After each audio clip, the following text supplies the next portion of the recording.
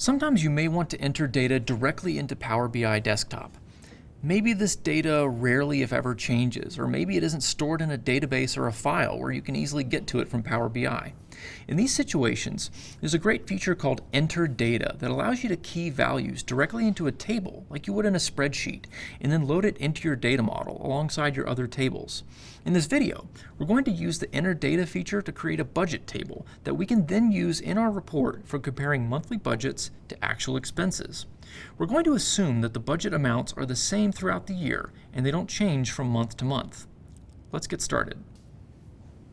To use the Enter Data feature, make sure you're in Power BI Desktop.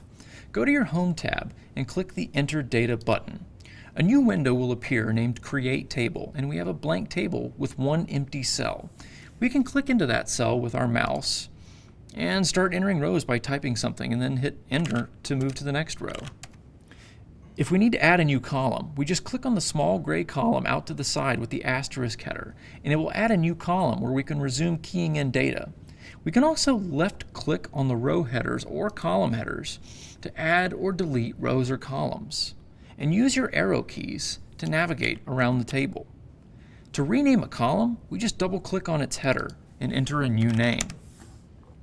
If we already have our data written out somewhere, like in a spreadsheet, the other trick we can do is copy and paste the data from that spreadsheet into this table. In your exercise files for this week, you'll find an Excel file that contains a table of data containing each expense category and a monthly budget amount. We're going to open that file, then copy and paste that table from Excel into Power BI.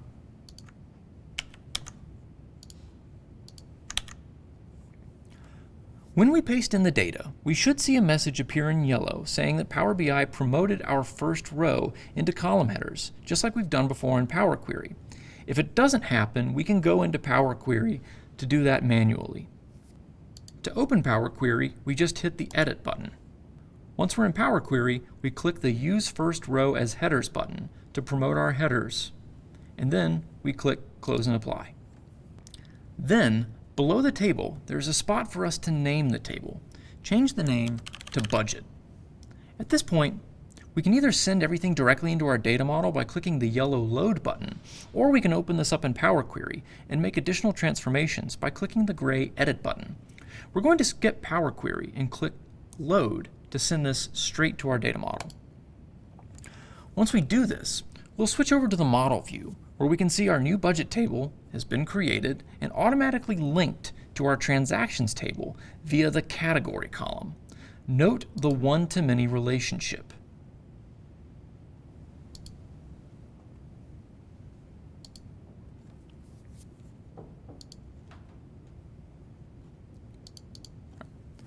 Now let's head back into our report view, add a new page, and create a new measure for our budget amount.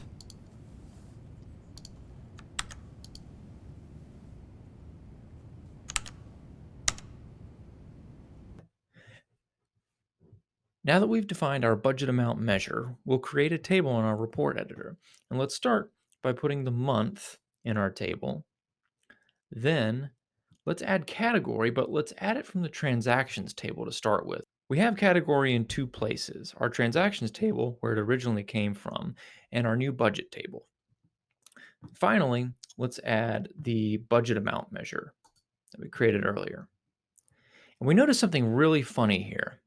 We notice that the budget amount is the same for every single category in the month of September. And we know that can't be right because if we look at our data on the Enter Data screen, we see that the amounts are totally different from category to category.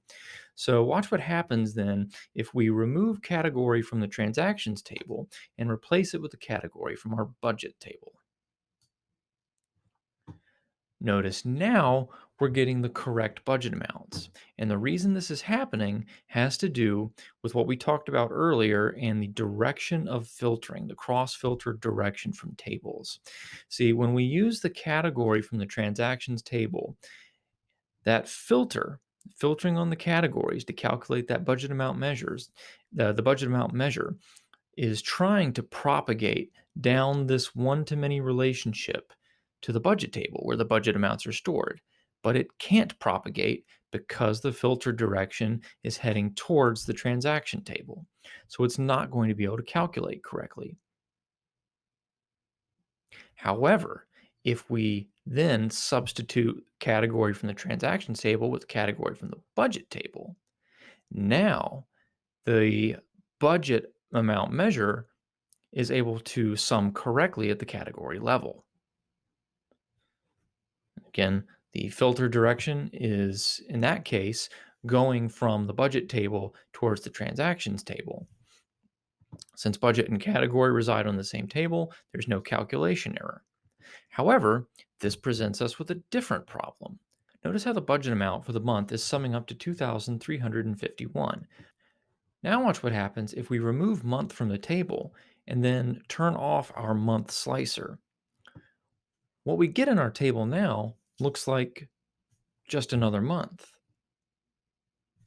It's not summing up the budget amount for the whole year, which you think it would be because we're filtered on 2019 and we're summing the budget amount. But we're not getting that full summed amount of all budgets for every month and every category. Why is this happening? It's happening because of the layout of the tables in our data model. We need to make some updates to our data model to allow for the correct propagation of filters between these tables so that we can calculate our measures correctly. We're going to cover that in the next few videos.